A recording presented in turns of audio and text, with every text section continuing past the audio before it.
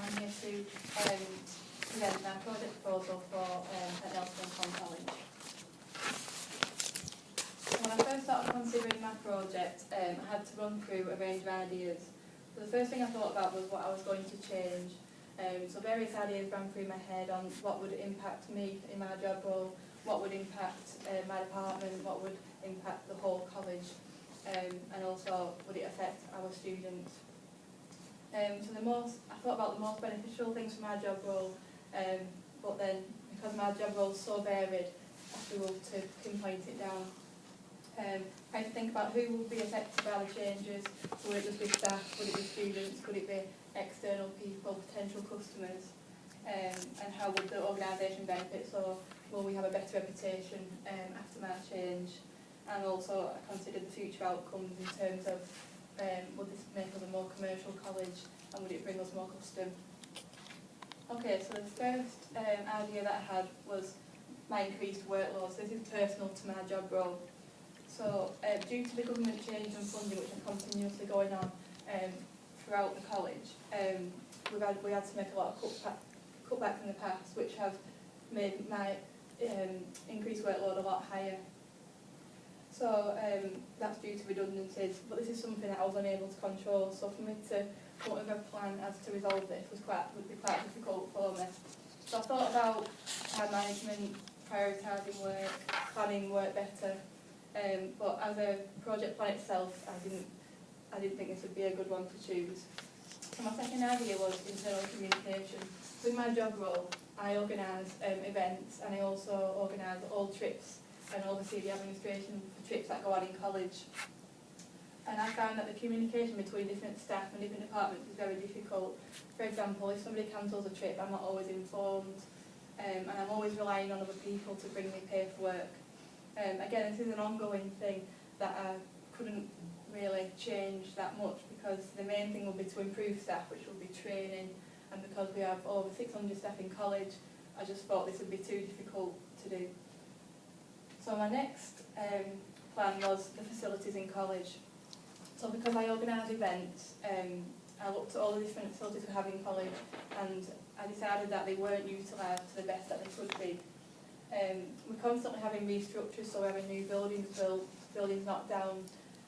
So because there's constant change going on, this sometimes makes areas of college unutilised, and I wanted to imply a system to make those facilities that we have better. So I had to think about the events such as open events, parents' evenings, versus the demand for teaching and learning environments. So obviously teaching and learning is the main focus of our organisation. However, in order to get the teaching and learning, we have to put events on to advertise to potential students. So I do think that our facilities for events is a really important factor in my organisation. So the facilities at Nelson College, one of our main problems we have for our areas, such as our sports hall, our refectory, we have a restaurant as well, is that the furniture is all fixed, so you can't actually move the furniture out of some of the buildings, which makes it very limited when we're doing a big event. We can't sort of clear all the tables away to have a big empty space, so that makes a lot of our areas underutilised. So our sports hall is taken over by an external company at 5 o'clock, which is Pendle Leisure Trust. And Pendle Leisure Trust are one of our main stakeholders. They're one of the main people that we deal with. However, this does limit us as an organisation, as we can't have events after 5 o'clock in the sports hall. So as I said before, the changes keep being made to all the buildings. One of our main resources which we used was our library, and we use that for all parents' evening advice events. But because of the changes to the buildings, this just keeps getting knocked down. So our library is actually only really small now, which makes it really difficult for events. I do think sometimes our facilities aren't a priority to management, and that is why we're in this position at the moment. And also physical restrictions. So as I mentioned before, we keep making cutbacks on staff, which means we don't have as much caretaking as we used to help us set up for events. Okay, so in my job role, as I briefly mentioned, I organise all internal events such as parents' evenings, advice events, open events, university advisory with charity events, I organise non-sport enrichment for students. We have an annual Freshers' Fair every year which I organise, and also get involved in the enrolment and progression events. So it is a really important role. Part of my role is the facilities and the areas that we have in college. So this is a map of the college. So these are all our main areas which we use. So we have our sports hall, this is our library. We've got a triangle, it's not actually on this map, it's kind of in this area. And our triangle, I'm going to show you a picture of that in a moment, is our new building. It's actually only opened in December, just gone. And this is it. So as you can see, it's basically a link corridor. However, this is a big triangle here, it's why it's called a triangle. And all these tables and chairs are all fixed to the ground.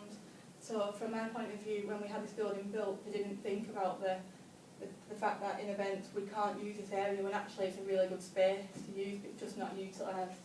So that was one of our main things. We also, going back to the map, we also have a theatre and a restaurant, and again, you know, they're really good areas in college, but we just don't use them. And I also do think it's due to the layout of the college, because everything's so far away from each other. But we do actually have some really good resources which we just don't make the most of. So what do I want to do? So I want to create some event facilities which will be utilised by all staff, students and external bodies. I want to attract members of the public so that they can use it when we're not using it. So our restaurant, for example, they can come in and use that for conferences. This also builds a good relationship with the community and external companies, and it develops a really good reputation of the organisation. So as I said before, the benefits would be a better experience for customers. So when we have parents coming in or potential students, it looks a lot better because we're making the most of the space that we have and we're not all squashed into one little area. It improves our reputation. Staff are happier because they're not all squashed together like the parents are. And it's commercially, will potentially bring money in for the college. And it also increases our relationship with any stakeholders that we have. So how am I going to do it? So I'm going to plan and prepare with managers the changes. So I'm going to propose to them the fact that all the furniture needs changing in these areas so that we can use the space better. So I'm going to, so in order to do that, I have to agree the funding and costs with managers, and then invest in non-fitted furniture which is practical, flexible and easy to move for event-friendly areas. So this will make it a lot easier when we're doing an event, because our refectory is absolutely massive, but because all the tables and chairs are clamped down, it's just an unutilised space apart from dinner time when students use it. So it's also a compromise with teaching staff. Because teaching staff, they want all the classrooms, they want minimal disruption. So if this was to take place, changing all the furniture, it might affect some of the teaching and learning, and that's a problem that we tend to have. So once we agree the funding and looked at the furniture, I'd like to start some advertising campaigns in order to advertise to the community. For example, our mayor has recently inquired about using our restaurant for a wedding venue for his reception. So stuff like that, you know, it is a really nice restaurant, but people don't realise that because it's a college that they can actually use that for external conferences and other things. So the information that I'm going to need is I'm going to have to research and compare the different furniture options, confirm available time, so I need to make sure that teaching staff don't need the restaurant or the theatre at certain times of the day. I'm going to have to gather feedback from staff as to what they think needs changing, and also research the community demand on venues. So what venues do they already have their conferences at, and where do they already have all their events? And this would be done by researching the advertising campaigns. So I think having some billboards up, advertising in the newspaper, sending out mail shots to local employers.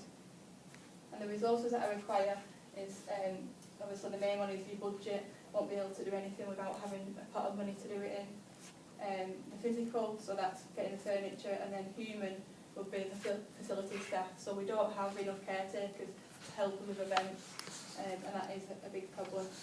So by having more financial budget, we'll be able to get more staff. So the primary research that I carried out, I observed an event in January 2015. We had 60 staff and 400 parents invited in. Because the triangle has been built, our library, which we used to use, was a lot smaller, so I had to use classrooms upstairs in one of our buildings, and this made it, we're all squashed into a classroom probably about this size, and it was really difficult. And some of the feedback from the staff was that there wasn't enough room, you could hear other staff conversations, and it was too crowded, and they said, please can we consider alternative venues in the future, but because of the furniture in the other areas, I couldn't do that. So that's just an observational event that I did, which just shows how we need to change our facilities. I also spoke to our marketing manager, Anita, and I asked her a few questions about what would she like to change. And she just said it would be great if each area in college was utilised to its best potential. However, staff, students and external companies all have different needs, therefore it can be difficult to satisfy everybody. But this is something that I've looked into, and hopefully with utilising all different areas we will be able to come to some compromise with everybody. So this is an example of our underutilisation. So this is actually a timetable of our restaurant. So as you can see, on Wednesday we've got a class in and we've got an evening event on, but all the evenings over here are all just empty, so it's just not being used to its best potential, and that's just one week example. Some weeks it can even be quieter than that, but it'd be great if we could get that filled up, because it'd bring in money for the college if people were to hire it out in the evening, and it'd just be better overall for us. So the running change model theory I looked at. So I looked at the unfreezing of the problem that I have, and that is to change the facilities. So as I've said before, it's just looking at how, just breaking it down so that why the facilities like this, well it's because of the furniture and how things are set out. So the big change is the communication between staff, the preparation and the involvement. So all the way through the change I would communicate with staff, I'd let them know the time scales, I'd keep them up to date if we were running behind on anything, and if they were going to be disrupted in any way. For example, some classrooms might have to be moved, and it's just a case of communicating with staff and letting them know. And then to refreeze it, it's about adapting to the change and acknowledging the benefits.